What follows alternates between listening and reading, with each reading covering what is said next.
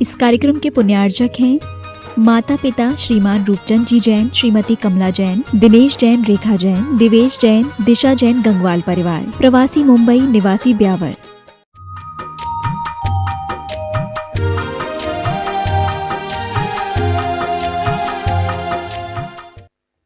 श्रीफल और नारियल, तो जो रियल में नहीं वो नारियल, उसके आगे ही ना लगा है, हम क्या करें। और एक होता है श्रीफल, बुंदेलखंड में आप कभी जाओ तो वहाँ पर वो बजता है, राजस्थान आदि में भी बजता रहता है, उसमें गोला, जिसको अंदर में गोला। साधक की जब प्रारंभिक भूमिका होती है तो इसी प्रकार की होती है, वह चिपका रहता है अंदर में, ठीक है ना। और जैसे जैसे अंदर का पानी सूख जाता है, राग द्वेष और ये मोह की चितनाई सूख जाती है, वो धीरे धीरे धीरे धीरे थोड़ा छोटा भी हो जाता है और उस नरेटिव बोलते हैं ना, उससे अपने आप को अलग कर लेता है। बस यहाँ पर भी यही कहना चाहेंगे, जो भेद विज्ञान है, इसी प्रकार से साधक धीरे धीरे धीरे धीरे उस शरीर से आत्मा को पृथक जानने लगता है। हुआ ऐसा, एक बार एक विदेशी भारत में आया, उसको बहुत तेजी से भूख लगी, तो किसी ने किसी के मुख से सुना कि यहाँ पर श्रीफल बहुत अच्छे होते हैं और श्रीफल फलों में जो सबसे श्रेष्ठ हो वो श्रीफल। उसने क्या किया, आव देखा न ताव, 10 श्रीफल खरीद लिए और 10 श्रीफल खरीदे और एक जगह बैठ के और उनको वैसे खाने लगा जैसे आप लोग अमरूद और सेब खाते हो, है ना। अब वो जैसे ही मुंह में लिया उसको, अब कहाँ से स्वाद आएगा, ऊपर स्वाद तो आना ही नहीं है। वो थू थू करने लगा, बोले ये क्या दे दिया। वो दुकानदार से बोलने के लिए गया कि ये क्या, मैंने तो सोचा था कि खोपरा या श्रीफल बहुत मीठा होता है और उसके बहुत गुण सुने, और ये इस प्रकार का तुमने मेरे साथ में किया, चीटिंग करते हो, अपनी भाषा में बताने लगा। तो बोले नहीं भैया, ऐसा नहीं है, आप देखिए, इसको क्या करो, पहले इसको, ये ऊपर से ये है ना, ये बाल जैसे, इनको छीलो, और जब छीलेंगे फिर वो तुरंत, भूख तो लगी रही थी बहुत तेज, अब फिर उसको मुंह में लेना, अभी नहीं, अभी ये जो है ना फिर आपके दांत तोड़ देगा, इसके अंदर में जो है ना वो खाने के लिए है, इसको तो आपको अलग करना होगा। और उसको तोड़कर उसमें से जब गोला निकला, जब उसको खाया तो ऐसा खाया कि आज तक कभी ऐसी चीज नहीं खाई होगी, उसको ऐसा लगा जैसे मैंने बहुत बड़ी कोई मिठाई खा ली है। आप लोगों को लग रहा है कि वह श्रीफल या खोपरा किस प्रकार से निकला, लेकिन संत कहते हैं कि ये जो हमें जन्म या जीवन मिला है ना, उसमें भी कुछ लोग उस खोपरे का यानी शुद्ध आत्म का अनुभव तो करना चाहते हैं, लेकिन पहले क्या प्रोसेस बताई, वो देखा ने, कैश लोच कर, पहले कैश लोच कर, जैसे वो श्रीफल के ऊपर से उतारते हो ना आप लोग, ऐसे यहाँ से उठाड़ उठाड़ के फेंकना है, दाढ़ी और मुंह के, और एक कपड़े भी बाहर उतार देना है। अब क्या हुआ, अभी भी कुछ नहीं, अभी शरीर है तेरा, इससे अभी राग है, इसको भी, इसमें तीन आंख नजर आती है, उसमें जो श्रीफल होता है उसमें, देखा बच्चों, 3 आंख होती है ना, ये सम्यक दर्शन, सम्यक ज्ञान और सम्यक चारित्र। अभी क्या है, अभी ये भेद रत्नत्र है, इसको अभेद की ओर लेके जाना है, तो तीनों की एक रूपता करना है। तो उसको वो जो बाहर का कवच है, नरेटी है, उसको भी वह अपने ध्यान की विशुद्धि से तोड़ डालता है, और जैसे ही तोड़ देता है अंदर से वह शुद्धात्मा का गोला उसके लिए प्राप्त हो जाता है। बस उस गोले को प्राप्त करना है तो हमें पहले बाहर से तो अटैचमेंट हटाना ही होगा, इस शरीर आदि से भी अटैचमेंट। प्रतिदिन यही आचार्य पूज्यपाद स्वामी यहाँ कह रहे थे, कल बताया था कि जो अपने शरीर को भी तो छोड़ो, दूसरे जो शरीर को भी आत्म रूप मानता है वह भी अभी बहिरात्मा ही है। और लक्षण बता रहे हैं उस बहिरात्मा की, और क्या क्या विशेषताएं हैं, क्वालिटी है ना। तो वो क्वालिटी यहाँ पर बता रहे हैं, जिनको छोड़ना है, समझ में आ रहा है, तो उनको छोड़ने के लिए अपने ऐसा मत समझना कि यहाँ पर इसी के माध्यम से देखो धीरे धीरे ही सही, लेकिन चलना तो होगा। आगे क्या पूज्यपाद स्वामी कह रहे हैं 11वीं कारिका में, स्वपराध्यवसायेन देहे स्वविदितात्मनाम वर्तते विभ्रमः पुंसाम पुत्र भार्यादि गोचरे। पुत्र भार्या यानी स्त्री आदि में, मित्र आदि में उनको ऐसा ही देखता है। कैसा देखता है? जैसे स्व पर अध्यवसायेन, यहाँ पर अपने और पर की जो मान्यता है, आत्म बुद्धि है, देहेसु अविदितात्म आत्मना आत्मनाम, मतलब अपने और पर के आत्म मान्यता को जानने वाला जो पुरुष है वह किस प्रकार से विभ्रम में जीता है। विभ्रम वर्तते, वह विपरीत बुद्धि में ही वर्तता रहता है, वह उसी में ही उसकी भ्रांति होती है। पुत्र भार्यादि गोचरे, जैसे अपने शरीर को अपना मान रहा था वैसे ही पत्नी के शरीर को, पुत्र के शरीर को, है न, मारो छोरो, मारी पत्नी, मारो घर, मारी गाड़ी, यही उसके लिए होता है। आदि में सब लगाते चले जाना है। यहाँ पर इस प्रकार से वह विपरीत ही श्रद्धान रखता है। इसके लिए क्या करना होगा? तो हमने कल भी तोड़ने के लिए आपको कहा था कि क्षयोपशम सम्य दृष्टि भी यदि है तो दर्शन की आराधना चारित्र के साथ होना। बस चारित्र जो है वो जरूर, अकेले सम्य दर्शन टिक नहीं पाएगा। 66 सागर तक क्षयोपशम का कल उदाहरण दिया, आज क्षाइक का उदाहरण दे देता हूँ अल्प समय में। क्षाइक सम्य दृष्टि भी होता है, उसमें भी क्रमिक विकास होता है। चारित्र में जैसे जैसे निखार आता जाएगा आपका सम्य दृष्टि भी, दर्शन भी और अधिक और अधिक और अधिक। वह अमिट है लेकिन पूर्ण नहीं। आचार्य भगवान क्या कहते हैं?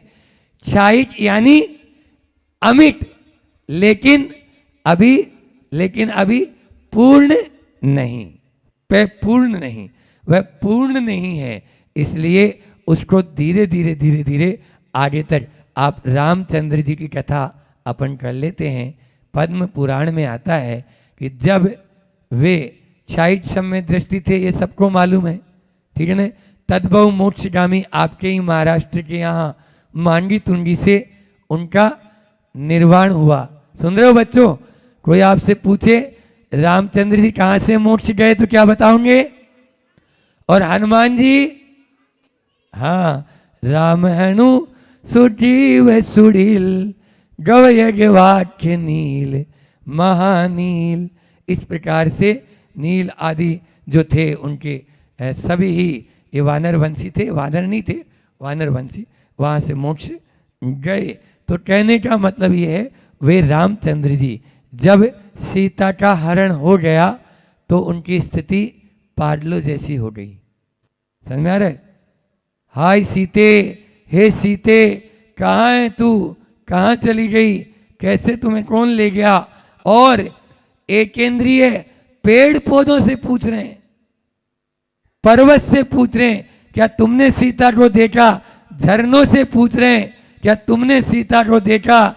पशु पक्षियों से पूछ रहे हैं, हर जो भी वहां पर दिख रहा है उसी से ही कहते हैं जैसे विक्षिप्त हो जाता है ना, वैसी स्थिति। लेकिन क्षाइक सम्य दृष्टि थे। फिर से बीच में बोल देता हूँ, समझ आ रहा है? आचरण के साथ। तो ये क्षाइक सम्य दृष्टि की वही रामचंद्र जी और आगे पुत्र भार्यादि गोचर हो गया। भार्या आदि में भाई ले लो। लक्ष्मण का जब देहावसान हो गया तो उनका शव अपने कंधे पर लेकर घूम रहे हैं। कोई उनको बोले लक्ष्मण जी मर गए हैं, इनका अंत, तू मरे तेरा बाप मरे, ज्यादा मत बोल मेरे से, इस प्रकार जवाब देते थे वो। अभी मेरा भाई सो रहा है, अभी उठेगा थोड़ी देर में, मैं उसको खिलाऊंगा, निलाऊंगा, पिलाऊंगा। ये रामचंद्र जी की परिणति। बोलो वहां पर और एक आध महीने हो तो ठीक, एक आध घंटे, यहां तो 6 महीने लगातार। और इस प्रकार से वो तो धन्य है जो पूर्व भव का सेनापति था। और देखो वो रामचंद्र जी सीता दीक्षा ले ली, पत्नी अभी बैठे हैं। भाई का मोह ऐसा होता है बड़ा। और लवकुश ने दीक्षा ले ली। सेनापति कृतांत वक्ष मांगी के पहाड़ पर पहली प्रतिमा उन्हीं की है, खड़गासन में, कृतांत वक्ष मुनि महाराज जी के रूप में, वो दीक्षा ले लिए। बोलो, लेकिन रामचंद्र जी अभी दीक्षा नहीं लिए। और उसके बाद जब उनको संबोधन मिला जटायु और कृतांत वक्ष के जीव के द्वारा, तो फिर ऐसा परिवर्तन, अब कोई राज्य से मतलब नहीं, अब कोई सीता से मतलब नहीं, अब कोई भाई से मतलब नहीं, और सीधे जाके मुनि महाराज जी बनकर कठिन तपस्या में लीन हो जाते हैं। लीन प्रतिमा योग अभी पढ़ के आए। प्रतिमा योग में 5 दिन तक वे खड़े हो गए, 5 दिन तक लगातार। 5 दिन उठे ही नहीं चर्या के लिए, और फिर वापस जब उठे तो जब गड़बड़ हो गया तो उसका वो अलग है। लेकिन जब वो लीन थे ध्यान में, सीता का जीव सोचता है ऊपर, वैमानिक जो बने थे कि अपन इतने भाव का साथ है, क्यों न साथ साथ चलें, मोक्ष चलो, राम जी को दिलाया जाए। और अब उनकी आंखों के सामने सब कुछ हो रहा है। रावण का रूप भी वह बनाकर अपना ही वहां पर सब कुछ दृश्य दिखाया जा रहा है। लेकिन अब उन रामचंद्र जी जो सीते सीते बोल रहे थे, उनको अब कोई सीता से मतलब, बाहर की कोई सीता से मुझे कोई प्रयोजन नहीं, क्योंकि भीतर की सीता मुझे दिख गई। ऐसा होता है। तो इसलिए क्षायिक सम्य दृष्टि की परिणति इस प्रकार से भी होती है। इसलिए ऐसा मत समझ लेना जब अपन किसी को चर्या में इस प्रकार करते हुए देखे तो भी अपना श्रद्धान को मत डगमगाना कि इसको क्षय, क्योंकि हमारे पास पैमाना थोड़ी है, हम कोई नाप भी नहीं सकते हैं। इस प्रकार हमें आचरण की ओर दृष्टि रखना है। कुल मिला के इस पूरी के पूरी कारिका में भी वही बात कहूँगा कि आचरण की ओर दृष्टि रखें। और जैसी हमारी मान्यता होती है, जैसे हम सोचते हैं, वैसे ही हम बन जाते हैं। सुन रहे हो बच्चों? हाँ, आपको उदाहरण दे दें कि कुमार और कुमारिन पास में बैठे थे बच्चों के हिसाब से। कुमार अपना कार्य कर रहा था, एकदम से कुमारी ने कहा, स्वामी मिट्टी का आकार क्यों बदल रहा है? कुमार ने जवाब दिया, यूं ही मेरा विचार बदल रहा है, यूं ही मेरा विचार बदल रहा है। इतना कहना था, तपाट से माटी बोल उठी, तुम्हारा तो विचार क्या बदला, मेरा तो संसार बदल रहा है, मेरा तो संसार बदल रहा है। विचारों से हमारा संसार होता है। लिख लो, जैसे आपके थॉट जैसे होंगे, आप अपने इस मस्तिष्क में जैसे विचार लाएंगे वैसे ही हम बन जाएंगे।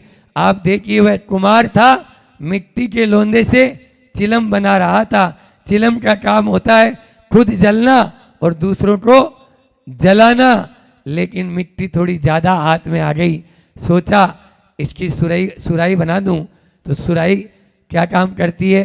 खुद भी पानी ठंडा शीतल रहती है और दूसरों को भी शीतलता करती है। बोलो बच्चों, आप चिलम बनना चाहते हो या सुराई? सुराई तो बनना चाहते, सबने बोला। एक या महिला मंडल से और पूछ लें, एलोरा बैठी हुई। हाँ, आप लोग क्या बनना चाहते हैं, सुराई या चिलम? सुराई, हाँ बहुत बढ़िया, सुराई। एक ने वो बोल रहे हैं कि महाराज जी चिलम तो वैसे भी पुल्लिंग शब्द है, सुराई स्त्रीलिंग है, तो स्त्रीलिंग बने ना काट लिए। तो सुराई बनना है, लेकिन उसके लिए अपने पहले विचारों के लिए हमें जागृत होना पड़ेगा, एक्टिव, विचारों के प्रति सतर्क होइए। उसके लिए 4 शब्द आपको दे देता हूं आज के, है ना।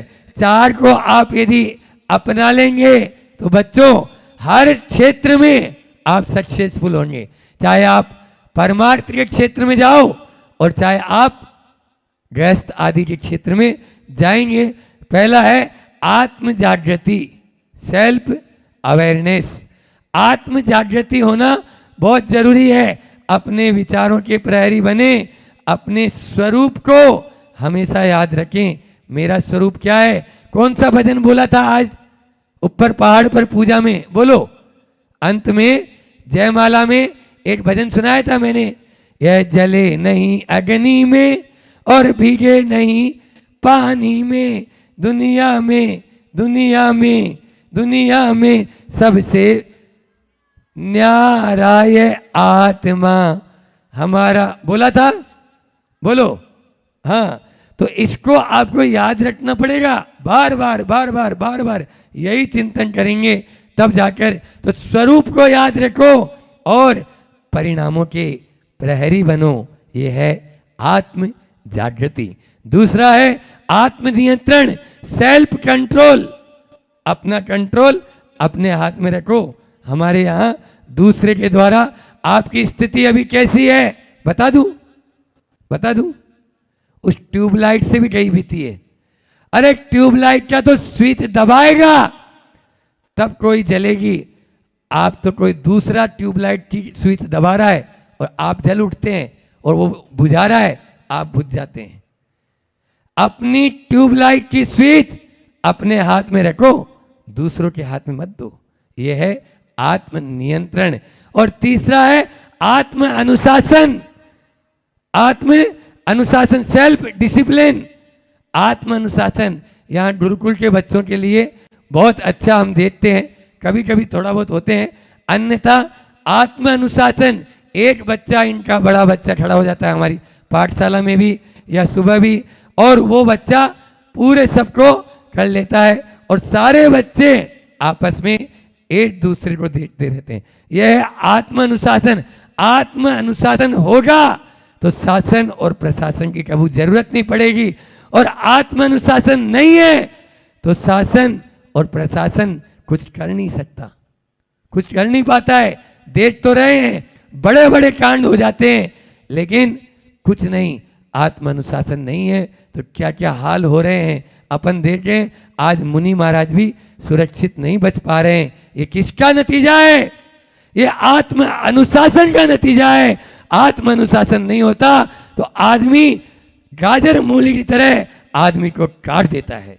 ये किसका नतीजा? बोलो, आत्म अनुशासन। इसलिए सेल्फ कंट्रोल और सेल्फ डिसिप्लिन ये होना बहुत जरूरी है। और अंतिम, पहला क्या बताया मैंने? बोलो बच्चों, आत्म जागृति, सेल्फ अवेयरनेस।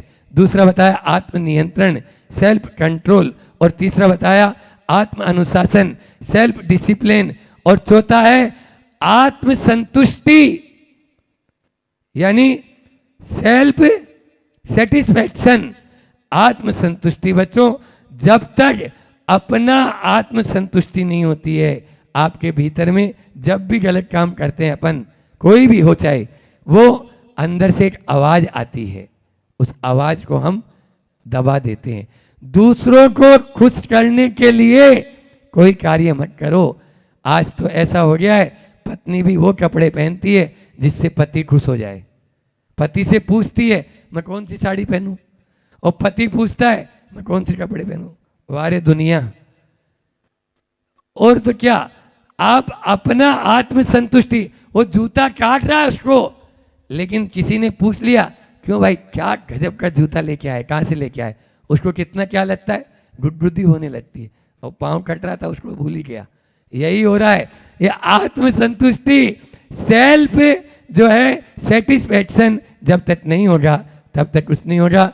आचार्य श्री जी का हाइकू भी इसी से रिलेटेड है कि जितना चाहा, जो चाहा, जब चाहा, क्या कभी मिला? लिख लो, जितना चाहा, जो चाहा, जब चाहा, क्या कभी मिला? नहीं मिला। तो फिर अपनी आत्मा में संतुष्ट रहो न, क्यों बाहर की ओर भाग रहे हो? बस बाहर में मत दौड़ो, बाहर में मिलने वाला है ही नहीं, वो हमारे भीतर में है। ये पूरी की पूरी कारिका या पूरा समाधि तंत्र में इसी प्रकार से चलेगा। इन चारों बातों को अपन याद रखेंगे, तभी अपन उस पद की ओर या परमात्मा या अंतरात्मा की ओर दृष्टि रख पाएंगे। अन्यथा बहिरात्मा अनादिकाल से थे और आगे भी इसी प्रकार बनेंगे, तो संसार बढ़ता ही चला जाएगा। संसार कम हो इसी भावना के साथ, अहिंसा परमो धर्म की। तो आप इतनी पहले तैयारी करो। कल जो है हम जो हमारे आए हैं इनसे पूछेंगे, भैया कितने लोग तैयार हुए? 70 घर की समाज बता रहे हो, क्या इतने घर तैयार हो गए शुद्ध भोजन के लिए? तो हम बात करते हैं, शुद्ध भोजन की बात होगी तब आगे जाएगी बात। पहली शर्त हमारी यही है, पहली बोली हमारी यही है। जितने आए यहाँ तो भैया एक जना कोई प्रमुख बन जाओ, आप ही बन जाओ, आप ज़्यादा एक्टिव दिख रहे हो मेरे को तो, ठीक है ना? और आप, हाँ, ये दो लोगों को मैंने एक्टिव कर दिया है, आप दोनों की जिम्मेदारी है, आप लिस्टिंग करो और बात करो। अरे मैं ऐसा चतुर्मास कराने की बात कर रहा हूँ कि वो चतुर्मास पूरी दुनिया देखे कि क्या है। आप ऐसा न समझे कि महाराज जी जो है इस तरह के हैं, ये बात है कि बस चातुर्मास ऐसा हो कि वो ऐतिहासिक बन जाए। ऐसे ये कार्य होंगे तो ऐतिहासिक होगा, बड़ी बड़ी बोलियों से थोड़ी ऐतिहासिक होगा। ये कार्य होंगे तो कि वाह भैया एक चतुर्थकालीन चतुर्मास हुआ है, इसको कहते हैं चतुर्थकालीन चतुर्मास। हम चाहते हैं वो एलोरा चतुर्थ काल जैसा दृश्य बन जाए, जो चौथे काल में दृश्य था वो दृश्य पूरे एलोरा में बिछ जाए। बताओ, आपने खूब चतुर्मास कराए हैं, ऐसा चतुर्मास कराने के भाव है मेरे। और आपका अगर आप मेहनत करोगे तो ये मान के चलना, उसमें छठवां हिस्सा तो आपका है ही, 4 महीने का पूरा पुण्य आपको मिलता चला जाएगा। 2 लोग और है, आप अपने हिसाब से जोड़ लेना। मैंने तो अपने हिसाब से 2 लोग बोल दिए कि आप 2 लोग करके अपने हिसाब से जिसको जोड़ना है, लेकिन लिस्टिंग होगी, नाम आएंगे, उसके बाद हम विचार करेंगे। विचार करेंगे, समझ रहे ना आप? विचार करेंगे, अभी पक्का कुछ नहीं है, ठीक? पहली शर्त। दूसरी और बहुत महत्वपूर्ण शर्त, आप गुरुजी को मानते हो? सब लोग मानते हो? बहुत बढ़िया, अच्छा लगा आपका हो। आचार्य श्री जी को आप सब मानते हो, तो अब गुरुजी को मानते हो तो गुरुजी की बात भी मानते हो। गुरुजी को मानते हो तो गुरुजी की बात भी मानते हो। आखिर मानते तो हो, ये तो इसमें कोई दो राय नहीं। तभी तो एलोरा में इतना बड़ा हथकरघा चल रहा है, तभी तो एलोरा में इतना बड़ा हथकरघा चल रहा है। तो हमारी दूसरी बोली वही है कि कम से कम, हालांकि एक बहुत अलग सी है वो जो बोली है, थोड़ी कठिन पड़ सकती है, पर दूसरी बोली हमारी वही है कि क्या करना है? 4 महीने आपको, पूरे 4 महीने हथकरघा के वस्त्र ही पहनना है। पूरे 4 महीने, पूरे गृहस्थ छोटे से लेके बड़े तक। और उसमें एक चीज और हो जाए जो हमने कहा बामोरा चतुर्मास में करी थी। बामोरा में हमने एक नया इतिहास रचा था, वहाँ भी पहली बार सब इतिहास रचे, बामोरा से शुरुआत हुई थी। वहाँ ऐसा इतिहास रचा था कि जितने वर्ग थे, महिलाओं का वर्ग अलग और पुरुषों का वर्ग अलग, बच्चियों का वर्ग अलग, बच्चों का वर्ग अलग, और उनसे कहा था एक जैसे कपड़े हो जाए, एक जैसे कपड़े हो जाएं। और वही कपड़े आपको दुकान में भी, वही कपड़े आपको विद्यालय में भी, और वही कपड़े आपको सब पहनना है। 2-2 जोड़ कपड़े सिला लो 4 महीने के लिए। वो 4 महीने के लिए एक जैसी बिल्कुल वेशभूषा हो जाए, तो कम से कम सजना, संवरना, मेकअप करना, धुलना, इसका सब खत्म हो जाएगा आपका विकल्प कि हमको ये साड़ी पहननी है, हमको वो कपड़े पहनने, सब खत्म। एक जैसे कपड़े, क्या ऐसा रहेगा बिल्कुल जैसे देवों में होता है ना, वो जो देवों में एक जैसी वेशभूषा होती है कि एक जैसा सब होता है। अगर ये आदर्श हो जाए तो बहुत अच्छी बात है कि घर में हल्की फुल्की छूट रख लेंगे, लेकिन जब मंदिर आएंगे, जब हम बाहर आएंगे, घर में भी हो जाए तो बहुत अच्छी बात है, जब बाहर आएंगे तो एक जैसे कपड़े में आएंगे, एक जैसी बहनें भी एक जैसी लगें, महिलाएं भी एक जैसी लगें, पुरुष भी एक जैसे लगें, बच्चे भी एक जैसे लगें, तो कितना अच्छा लगेगा बताओ। जो आएगा वो यही कहेगा ये है सच में चतुर्मास, इसको कहते हैं चतुर्मास। और आप करोगे ना तो सबसे बड़ा तो फायदा ये होगा कि सजने संवरने और दूसरे दूसरे कपड़े पहनने की जो भावना है ये खत्म हो जाएगी। तो कितने बचोगे, हाँ मैंने इससे सुंदर पहने, मैंने इससे सुंदर पहने, ये एक जैसे रहेंगे, एक जैसे हैं भैया, बहुत अच्छी बात है।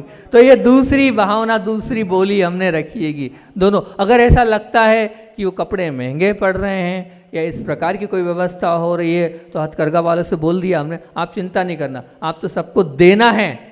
क्योंकि देखो आपके यहाँ हथकरघा लगा है तो पहले आप तो हथकरघे को पहले मोटिवेट करो, आप तो खुद तो करो, तब तो आप दुनिया को एक संदेश दे सकते हो कि देखो हमने किया है ये।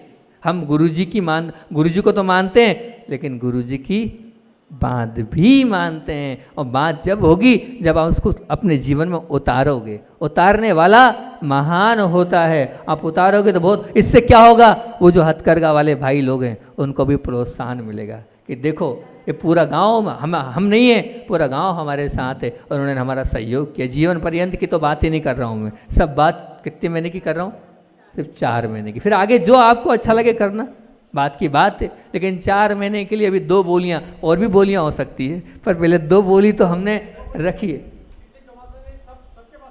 नहीं थे, एक जैसे होने चाहिए, और एक जैसे होने के बाद वही पहनकर आना है, ऐसा नहीं है वही पहनकर आना है, वही वाले फिर से और बन जाएंगे और हो जाएंगे, कोई दिक्कत नहीं, आपके पास वो हैं तो और अच्छी बात है। ऐसे अगर आप आदर्श प्रस्तुत करोगे तो बहुत अच्छा लगेगा, ये हमारी भावना है। अगर यहाँ के जो ट्रस्टी कोई आए हैं तो इस चीज़ को 2 बातों को शर्त हमारी या 2 हमारी बोलियाँ सब समाज के बीच में रख देना, और पसंद हो तो बहुत अच्छी बात है कि इससे एक हमारा अच्छा मैसेज हम दे पाएंगे। क्योंकि हथकरघा खुल तो रहे हैं, लेकिन वो हथकरघा खुलते खुलते बंद भी हो रहे हैं। उसका कारण ये कि आप उनकी उपेक्षा कर रहे हैं। हथकरघा मतलब क्या, चाहे कितना बड़ा सोच है, बेरोजगारी तो है, साथ में अहिंसा धर्म को प्रोमोट कर रहे हैं। वो आप जैन हो, लेकिन जैन होने के बाद भी जो वस्त्र पहन रहे हो वो लूम के जो वस्त्र हैं, क्या है वो तो मटन टेलों के बिना वो बनती नहीं है, मशीनें मटन टेलों के बिना चलती नहीं है। आप शुद्ध शाकाहारी हो, मटन टेलों मतलब क्या, मांसाहार। आप मांसाहार पहने ओढ़े हो और आप अपने आप को बोल रहे हो कि हम जैन हैं, और आप मंदिर में घुस रहे हो, मांसाहार से युक्त कपड़े आप पहने हो। तो फिर सबसे पहले एलोरा से ही शुरुआत हो, और एलोरा करेगा तो हम वो पूरे देश में इस चीज़ को बताएंगे। और एक बात मान के चलना कि ये जो बैठा ना काला काला, इसके ये काला काला सामने लगा, इसके माध्यम से पूरे देश नहीं पूरे विश्व में हो जाएगा एलोरा का नाम। कहाँ पर, पूरे विश्व में इसके माध्यम से। और आज की बात पूरे विश्व में चले जाएगी कि ऐसे ऐसे एलोरा वाले आए थे, महाराज जी ने 2 बोलियां रख दी उनके सामने। बिल्कुल हम नहीं, हम बोल रहे हैं ना वो डिस्काउंट दे चाहे नहीं दे, हम बोल रहे हैं किसी श्रेष्ठी वर्ग से हम डिस्काउंट दिलवा देंगे। ठीक, हम किसी श्रेष्ठी से आपको डिस्काउंट दिलवा देंगे। आपको जितना आपकी कैपेसिटी है, लेकिन दबाना नहीं कैपेसिटी, आपकी जितनी कैपेसिटी उतना देना, बाकी बचा कहीं ना कहीं महाराज जी तो हैं बहुत दयालु, वो कहीं आपकी करवा देंगे, आप चिंता मत करना। ठीक है ना, आपको भी नहीं लगेगा, ऐसा नहीं कि हम संस्था से, आपका भी घाटा नहीं लगेगा, करा देंगे, लेकिन आपको तैयार करना पड़ेगा। ये पूरी चीज़ आपको स्वयं को करनी पड़ेगी और तैयार करनी पड़ेगी। आप पूरी उसकी लिस्टिंग करके तैयारी कर लो, बाकी सपोर्ट हमारा रहेगा। अगर आप ये करोगे तो आगे की अपनी बात होगी। और आगे तो बात करना था लेकिन अपना समय हो रहा है। 5 चीज़ें जो अपनी हमने आपके सामने रखी कि पति को ही परमेश्वर, ये 2 बोली तो आपको समझ में आ गई ना, आ गई, ठीक है। तो कल तक उसको हम बता देना क्या हो रहा है। पति को ही परमेश्वर मानने वाली जो है वो आदर्श गृहिणी होती है। नीति और न्याय और धर्म को ही आधार मानने वाली आदर्श गृहिणी होती है। घर के हर कार्य को ही, घर के हर कार्य को भी धर्म मानने वाली आदर्श गृहिणी होती है। धन संपदा और की मूल्यता को समझने वाली ही या मानने वाली ही आदर्श गृहिणी होती है। संस्कार शील और लोक लाज को मानने वाली ही क्या आदर्श गृहिणी होती है। इस पर चर्चा अपना समय तो हो गया है, कल आगे के बिंदु को और अपन आगे बात करेंगे। और आचार्य भगवान का जो संस्मरण है वो आपके बीच में रख रहा हूँ कि आचार्य भगवान सन 1970 में जब आचार्य श्री जी ज्ञान सागर जी महाराज जी के साथ थे, आचार्य ज्ञान सागर जी के साथ थे, मुनि अवस्था का वो काल चल रहा था और आचार्य श्री जी आहार के लिए पहुँचे, अस्वस्थ अवस्था थी और मई का महीना था और राजस्थान फुलेरा गांव की बात है कि आप समझते हैं गर्मी कैसी होती है राजस्थान में। जो गए हों उनसे पूछना कि सुबह 7 बजे भी लू चलती है, इतनी मई में सी गर्मी होती है, बिल्कुल पानी पी के आओ और मुंह सूख जाता है, आहार के बाद मुंह सूखता है। ये स्थिति उस गर्मी में वहाँ फुलेरा में थी और फुलेरा में महाराज जी अस्वस्थ मतलब स्वस्थ हो गए थे। महाराज जी से मतलब क्या कह रहा हूँ, महाराज जी मतलब उस वक्त महाराज अवस्था में हमारे गुरुदेव थे, अस्वस्थ थे और वो आहार करने चौके में गए और जब आहार करने गए और आहार के लिए खड़े हुए तो नीम का काढ़ा दिया, काढ़ा देने के बाद पानी और फिर उसके बाद आचार्य श्री जी के लिए दूध देना था।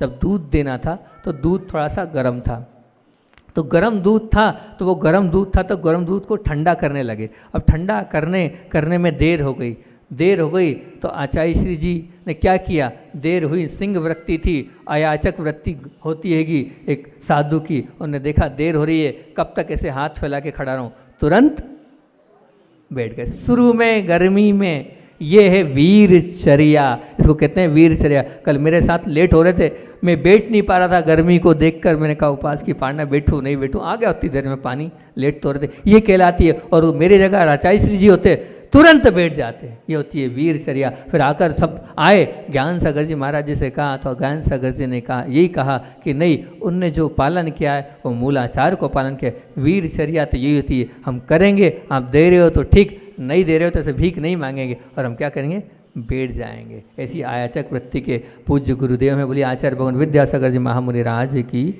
और आदर्श गृहिणी के ऊपर अपनी चर्चा चल रही है, बीच में श्रृंखला टूट चुकी थी और अंजनगिरी पर अपन ने चर्चा करी, 1 महीने लगभग अंजनगिरी के ऊपर अपनी चर्चा चली और अब उसी कड़ी को अपन ने वापस लिया और 5 बिंदु से उसको खोला था कि मानती तो हैं महिलाएं गृहिणी भगवान को और धर्म को, लेकिन मैंने दूसरी चीज़ मनवाई थी कि पति को परमेश्वर मानने वाली आदर्श गृहिणी होती है, नीति न्याय और धर्म को ही आधार मानने वाली आदर्श गृहिणी होती है, घर के हर कार्य को भी धर्म मानने वाली आदर्श गृहिणी होती है और धन संपदा की मूल्यता को मानने वाली ही आदर्श गृहिणी होती है, संस्कार शील और लोक लाज को मानने वाली ही आदर्श गृहिणी होती है। कल अपना पहला बिंदु पति परायणता पर हुआ था और पति परायणता पर हमने यही कहा था कि पति के प्रति क्या होना चाहिए, बहुत अधिक सम्मान होना चाहिए, बहुत अधिक आदर होना चाहिए, बहुत अधिक अंतरंग में समर्पण होना चाहिए। तो क्या प्रभु से ज़्यादा, तो हमने यही कहा था प्रभु तो बाद में है लेकिन आपके पति पहले हैं, उनके प्रति बिल्कुल आपको समर्पण होना चाहिए क्योंकि सुख उसी से होगा। लेकिन पति परायणता तो खत्म हो गई और क्या चालू हो गया, पति पलायन चालू हो गया है। उस पर भी बहुत सारी आप लोगों से बात करी थी और वो जो रामायण की बात भी कही रही थी कि सीता जी से मना किया था राम जी ने कि वहाँ नहीं जा पाओगी क्योंकि कांटे हैं, क्या है वहाँ तो पत्थर हैं, ऐसे नुकीले नुकीले आपको सब, तो कहाँ चलोगे तुम। तो कितनी अच्छी बात बोली थी, अग्रतस्ते अगमिष्यामि मदन तृणकंटकान, कि मैं आगे आगे चलूँगी और मेरे कोमल कोमल पैरों से वो जो कंकर पत्थर है उनको भी, उन कांटों को मृदु करते हुए चलूँगी। और आज की अगर कोई गृहिणी होगी, अगर कोई ऐसी स्थिति हो जाएगी तो क्या बोलेंगे, विच्छेदाय गमिष्यामि न्यायालयम अहम त्वरा। वो तो काय न्यायालय में पहुंच जाएगी तुरंत, और काय के लिए पहुंच जाएगी न्यायालय में कि अब बस क्या करना है, लड़ना है और लड़ने के बाद वकील से ये बात करना है कि आप तो बताओ किससे ज़्यादा से ज़्यादा पैसे मिलेंगे, और बहुत सारी बात करी थी। अब आज प्रारंभ करते हैं नीति न्याय और धर्म को ही आधार मानने वाली बात हैगी कि जो माँ जो आदर्श गृहिणी बनना चाहती है उसमें सबसे बड़ी विशेषता ये होनी चाहिए कि वो धर्मशीलता हो। गृहिणी धर्मशील होगी और धार्मिक भावनाओं से ओतप्रोत होगी तो ये मान के चलना आप अपने घर के आचार विचार को व्यवहार को और व्यापार को बदल सकते हो। सबके बदलने की क्षमता उस माँ के अंदर है, अगर उसके अंदर आचार विचार उसके निर्मल हो, व्यवहार उसका निर्मल हो, तो निश्चित तौर से वो सबको बदलने की ताकत रखती है। एक बार पहले भी उदाहरण दिया था, आज फिर याद आ गया। बात तो और थी लेकिन वो फिर से कर देता हूँ, क्योंकि अच्छी बात और अच्छे लोगों की बात को बार बार सुनना चाहिए ताकि कुछ ना कुछ मोटिवेशन मिले। सत्य घटना आपके बीच में रखी थी, दूसरी बार फिर रख रहा हूँ। एक परिवार था, वो जो परिवार था सदगृहस्थ तो था ही था, और धर्म पत्नी के बीच में जब पतिदेव आए तो उन्होंने कहा तुम्हारी बहुत दिनों से इच्छा थी ना कि पूरे परिवार को अपने को शिखर जी ले जाना है, शिखर जी की वंदना कराना है। अब मैं बहुत दिनों से कह रहा था, हाँ हाँ। बोले भी एक बहुत बड़ा अपने हाथ में टेंडर हाथ में लगा है, उस टेंडर में जो है अच्छी काफ़ी राशि मिलने वाली है और लगभग वो फाइनल है, कल या परसों खुल जाएगा वो टेंडर। तो पत्नी बड़ी खुश हुई, बहुत दिनों से मेरी भावना थी। बहुत कम लोग होते हैं ऐसे जो ऐसी भावना रखते हैं कि पूरे सबको ले जाएं और सब करें, तो पूरे परिवार को ले जाने की भावना थी अपनी तरफ से। तो अब जैसे उन्होंने बोले टेंडर मिला है, स्टेशनरी का उनका काम था, तो बोले टेंडर मिला है, उस टेंडर में पुस्तक कॉपी नोटबुक भी देना है और साथ साथ में कपड़े भी देना है, और कपड़े के साथ में जूते भी देना है और बेल्ट भी देना है। पर बस वो इतना ही है, थोड़े से वो जूते बेल्ट में थोड़ी समस्या जा रही है, पर देना तो पड़ेगा, अपने को पैसा कमाना है। तो बोले वो चमड़े के हैं, वो काय के हैं, वो बेल्ट और वो जो जूते देना है वो लेदर के हैं। अब जैसी धर्मपत्नी ने सुना कि लेदर के हैं तो उन्होंने एक ही बात करी, अपने को ऐसा धन नहीं चाहिए, ऐसे शिखर जी अपने को नहीं ले जाना, आप वापस कर दो। और ऐसे कैसे वापस कर दो, अब तो मैं उस टेंडर का पैसा भी भर चुका हूँ और वो पैसा यूं ही चला जाएगा। बोले नहीं ये ठीक नहीं है। और सोचा आज दिन भर में मान जाएगी, शाम तक मान जाएगी, बोल रही है कोई। अगले दिन सुबह आई तो यही बोला, आप मुझे मालूम है आपने वो कैंसिल नहीं किया होगा, लेकिन आप अगर कैंसिल नहीं करोगे तो मेरे अन्न जल का त्याग। है कोई ऐसी गृहिणी जो इतनी बड़ी बात बोल दे कि आप वो छोड़ दो, मैं अन्न जल का, बिल्कुल सत्य घटना बता रहा हूँ आपको, मैं अन्न जल का त्याग कर दूंगी। और अन्न जल का वास्तविकता में त्याग कर दिया। दोपहर हुई, शाम हुई, और जब शाम को पति आया तो उसने कहा नहीं मेरा तो अन्न जल का त्याग है, यानी त्याग है, जब तक आप उसको करोगे तो बोले पैसा डूब जाएगा, डूब जाए, पर हमारा धर्म नहीं डूबना चाहिए।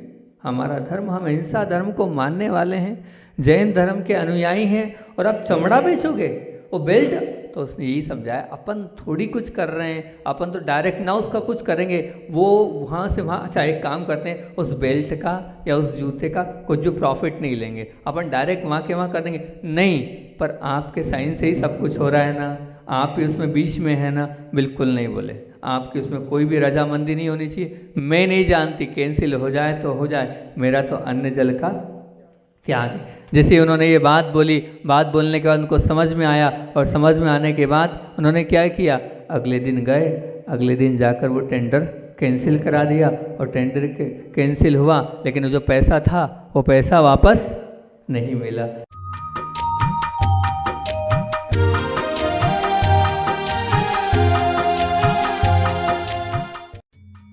इस कार्यक्रम के पुण्यार्जक थे माता पिता श्रीमान रूपचंद जी जैन, श्रीमती कमला जैन, दिनेश जैन, रेखा जैन, दिवेश जैन, दिशा जैन, गंगवाल परिवार, प्रवासी मुंबई, निवासी ब्यावर।